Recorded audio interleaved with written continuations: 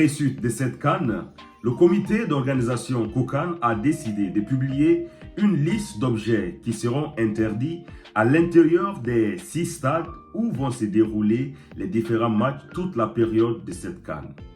On est d'accord que tout ça, c'est pour notre sécurité. La sécurité des joueurs, la sécurité en fait de toutes ces personnes qui ont fait le déplacement pour venir à l'intérieur du stade. Mais parmi ces listes, il y a ces objets qui sont interdits, que nous sommes tous d'accord là-dessus. Des objets comme le laser.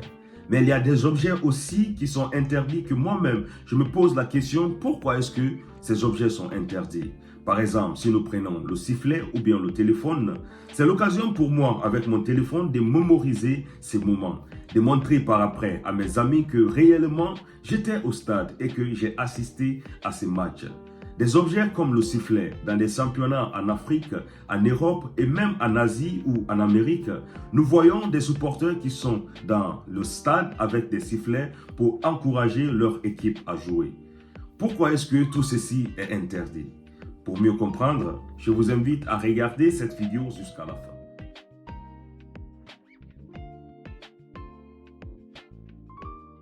Le comité d'organisation de la CAN COCAN a alors publié une liste d'objets qui sont interdits à l'intérieur du stade.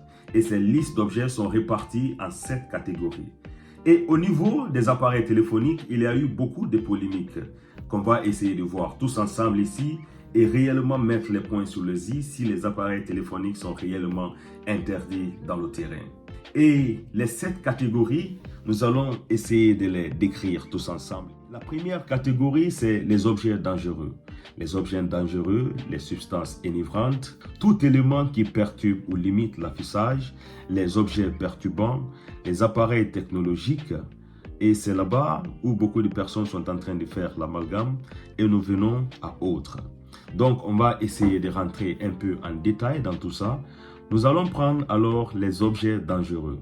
Les armes à feu, munitions, tout objet tranchant, pointu pouvant être utilisé pour couper, piquer, poignarder. Les feux d'artifice, fusées éclairantes, poudre fumigène, cartouches fumogènes, bombes fumogènes.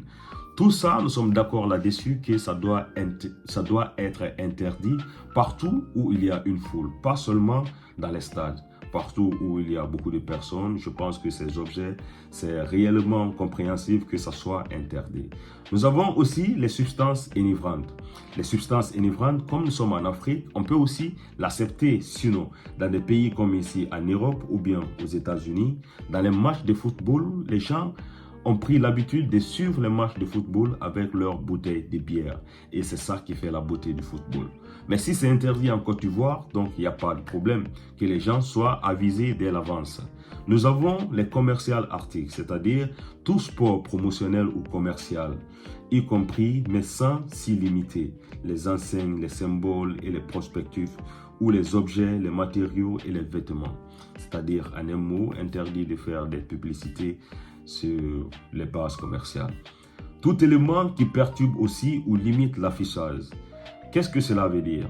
Ça veut nous dire que tout message discriminatoire à l'encontre d'un pays, d'une personne ou d'un groupe sur la base du sexe, de la race, de la couleur de la peau, de l'origine ethnique, nationale, sociale, l'handicap, la langue, la religion, l'opinion politique, la naissance, l'orientation sexuelle pour toute autre raison, y compris, mais sans s'y limiter, des banderoles, des signes, des symboles, des tracts, des objets ou des vêtements qui pourraient gêner la bonne marche de l'événement sont interdites.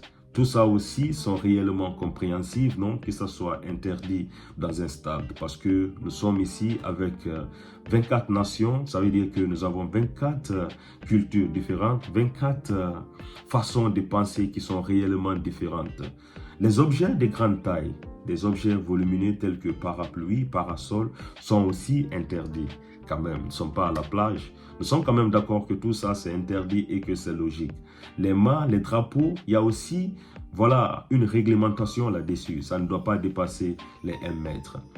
Nous avons les bannières, les drapeaux qui ne doivent pas aussi dépasser les 1 x 2 mètres.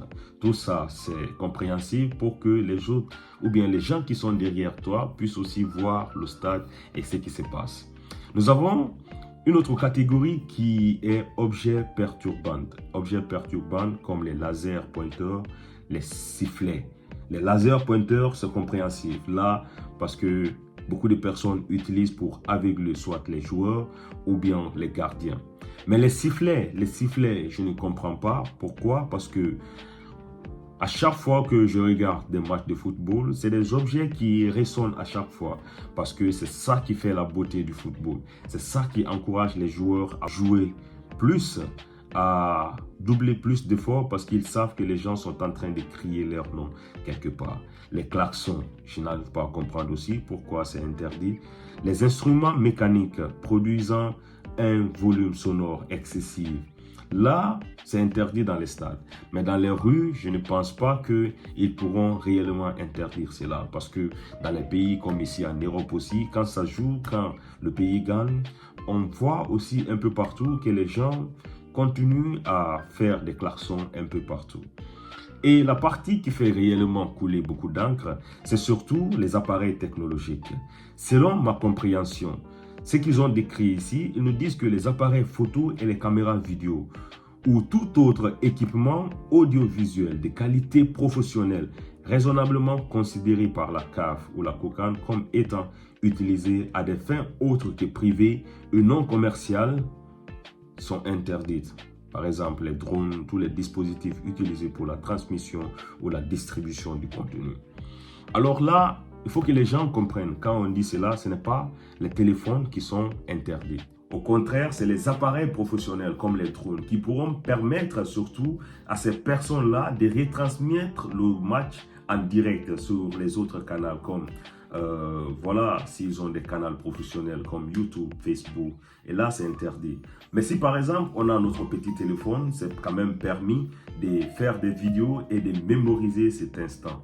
C'est pour les gens qui, je vais dire, c'est pour les entrepreneurs, les auto-entrepreneurs qui ont par exemple des appareils professionnels, les caméras qui ont des objectifs réellement précis et qui ont les drones qui pourront seulement permettre de retransmettre tout ce qu'ils sont en train de voir ici en direct. Là, ça va permettre surtout à la COCAN ou bien à la Côte d'Ivoire de ne pas gagner beaucoup de droits d'auteur ou bien beaucoup d'argent sur les images qu'ils sont en train de produire. C'est quand même compréhensif et de ne pas faire surtout l'amalgame que les téléphones ne rentrent pas dans les stades. Les téléphones rentrent bien sûr, mais tout ce qui est appareil professionnel donc sont interdits. Ça qu'il faut comprendre.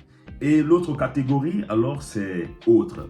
Et dans catégorie autre, c'est-à-dire tout élément qui pourrait compromettre la sécurité du public ou nuire à la réputation de l'événement de la CAF ou de la COCAN, tel que évalué à l'entière discrétion de la CAF ou de la COCAN. En tout cas, nous avons alors vu toutes ces listes et les gens doivent comprendre que les mesures là sont prises pour que tout ça se déroule dans les meilleures conditions.